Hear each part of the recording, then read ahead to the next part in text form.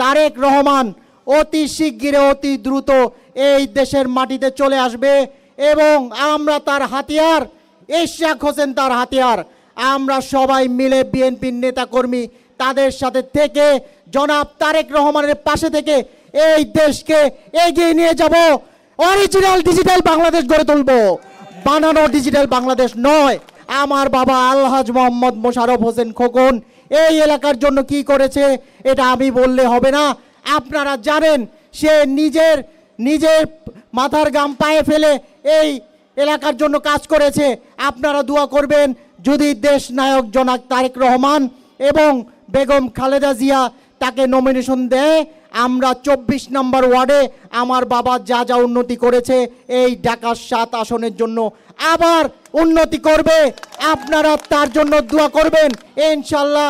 আমি রবিন হোসেন আপনাদের পাশে আছি এই 24 নম্বর ওয়ার্ডের জন্য। আপনারা যদি চান আমি কাজ করে যাব।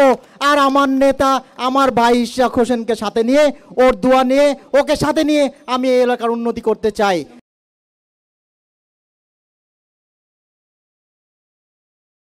আজকে ইশরাক হোসেন সুযোগ্য পিতার সুযোগ্য সন্তান। আজকে বীর মুক্তিযোদ্ধা সাদেক হোসেন খোকা আঙ্কেল এবং উনি মেয়র হিসাবে ছিলেন, এমপি ছিলেন, মন্ত্রী ছিলেন। এই ঢাকায় আজকে রাস্তাঘাট সব কিছু যা হয়েছে উনার অবদানে হয়েছে। আর উনি এই বিএনপির দলের নেতাকর্মীর জন্য যা যা করেছেন আমার নতুন করে আপনাদেরকে বলার কিছুই নাই, আপনারা সব কিছু জানেন। বিশেষ করে উনি 2 উত্তর এবং দক্ষিণের মেয়র ছিল। এখানে আপনারা দেখেছেন বিগত এই স্বৈরাচারী সরকার বললে ভুল হবে, ক্ষমতা যারা অপব্যবহার করেছে তারা 2টা মেয়র করেছে, কিন্তু এই জনগণের জন্য তারা কিছুই করেনি, শুধু চুরি করেছে, এছাড়া কোনো কিছুই করেনি।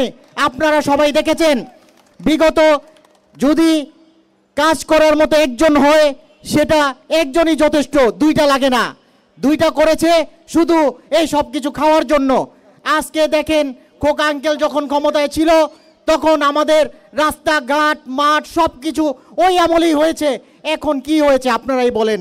আমাদের এই ঢাকা 7 আসনে এই লালবাগে দেখেন যে মাঠ আছে, এগুলোও সব কিছু খোকা আঙ্কেলের অবদান। আপনারা সব জানেন ওনারা কি করেছে। ওনারা ক্ষমতায় এসে শুধু চুরি করেছে। এই মাঠটাকেও দেখেন পরিত্যক্ত করে রাখা হয়েছিল। আপনারা আমার চাইতে ভালো জানেন।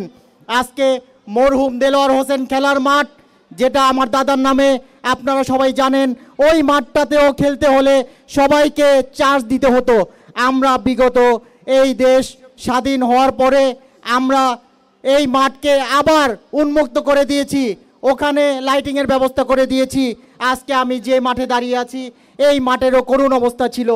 আমি এখানে আমার বাবার সাথে এসেছি, আমি দেখেছি জনগণ সব কিছু আমাদেরকে খুলে বলেছে।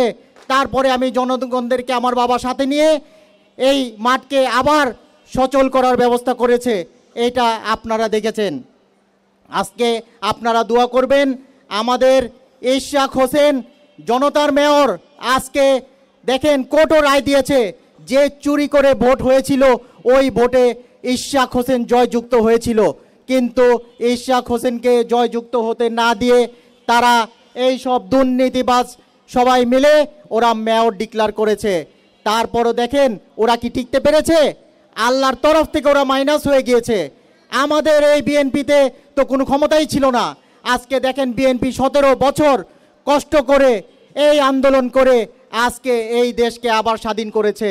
যারা বলে এই মাত্র 2 মাস বা 3 মাসের কষ্ট করে তারা স্বাধীন করেছে, তারা কি আসলেই স্বাধীন করেছে? এটা কি বললে হবে? এটা একটা হাস্যকর কথা। আজকে বিএনপি 17 বছর গুম খুন কত কিছু হয়েছে, তারপরে আজকে এই দেশ আবার উন্মুক্ত হয়েছে। তো আপনারা সবাই দোয়া করবেন, আপনারা ইশরাকের জন্য দোয়া করবেন। আজকে কোর্ট ওকে রায় দিয়েছে। আজকে দেখেন নির্বাচন কমিশনও ওকে রায় দিয়েছে মেয়র হওয়ার জন্য। তা আমরা কি মাত্র 15 দিনের জন্য মেয়র হব? না, আমরা কষ্ট করে এই জনগণ ইশরাক হোসেনকে ভোট দিয়েছে, আমরা ইশরাক হোসেনকে পুরো 5 বছর মেয়র হিসাবে দেখতে চাই। আমরা সবাই মিলে আবার আন্দোলন শুরু করব। ইশরাক হোসেনকে আমরা মেয়র বানিয়েই ছাড়বো ঢাকা সিটিতে। আপনারা কি সবাই আছেন আমাদের সাথে? আমরা যুদ্ধ করেছি, আবার করব, বিনিময়ে রক্ত আবার দিব, কিন্তু ইশরাককে মেয়র বানিয়ে ছাড়বো ইনশাল্লাহ। আমি আপনাদের কাছে দোয়া চাই। আমাদের দেশ নেত্রী বেগম খালেদা জিয়া অসুস্থ অবস্থায় উনি লন্ডনে আছেন, আপনারা সবাই ওনার জন্য দোয়া করবেন। উনি আপনাদের দোয়ায় এখন অনেকটুকু সুস্থ, উনি অচিরেই ঢাকায় ফিরে আসবে এই মাটিতে। আবার উনি এই দেশকে আগের মতো সচল করে ব্যবসা বাণিজ্য, ব্যাংক যা কিছু আছে আবার সব কিছুকে উন্নতি করে এই দেশকে এগিয়ে নিয়ে যাবে। আপনারা ওনার জন্য দোয়া করবেন। আর আমাদের দেশরত্ন তারেক রহমান অতি শিগগিরে, অতি দ্রুত এই দেশের মাটিতে চলে আসবে এবং আমরা তার হাতিয়ার, ইশরাক হোসেন তার হাতিয়ার। আমরা সবাই মিলে বিএনপির নেতাকর্মী তাদের সাথে থেকে জনাব তারেক রহমানের পাশে থেকে এই দেশকে এগিয়ে নিয়ে যাব। অরিজিনাল ডিজিটাল বাংলাদেশ গড়ে তুলব, বানানো ডিজিটাল বাংলাদেশ নয়। আপনারা সবাই দোয়া করবেন। আর বিশেষ করে আমার বাবা আলহাজ মোহাম্মদ মোশাররফ হোসেন খোকন এই এলাকার জন্য কি করেছে এটা আমি বললে হবে না। আপনারা জানেন সে নিজের মাথার গাম পায়ে ফেলে এই এলাকার জন্য কাজ করেছে। আপনারা দোয়া করবেন যদি দেশ নায়ক জনাব তারেক রহমান এবং বেগম খালেদা জিয়া তাকে নমিনেশন দেয়, আমরা 24 নম্বর ওয়ার্ডে আমার বাবা যা যা উন্নতি করেছে এই ঢাকা 7 আসনের জন্য আবার উন্নতি করবে। আপনারা তার জন্য দোয়া করবেন ইনশাআল্লাহ। কেউ আমার বাবার কোনো ক্ষতি করবে না, কারণ ক্ষতি তো করতে পারে নাই। অনেক চেষ্টা করেছে, জেল জুলুম করেছে, আমার বাবাকে গুম করতে চেয়েছে, হয় নাই। সবই আল্লাহর অবদান। আপনারা সবাই দোয়া করবেন। জোর জুলুম করে কখনো কিছুই হয় না ইনশাল্লাহ। আমি রবিন হোসেন আপনাদের পাশে আছি এই 24 নম্বর ওয়ার্ডের জন্য। আপনারা যদি চান আমি কাজ করে যাব। আর আমার নেতা আমার ভাই ইশরাক হোসেনকে সাথে নিয়ে, ওর দোয়া নিয়ে, ওকে সাথে নিয়ে আমি এই এলাকার উন্নতি করতে চাই। আপনারা আমার জন্য দোয়া করবেন। আসসালামু আলাইকুম।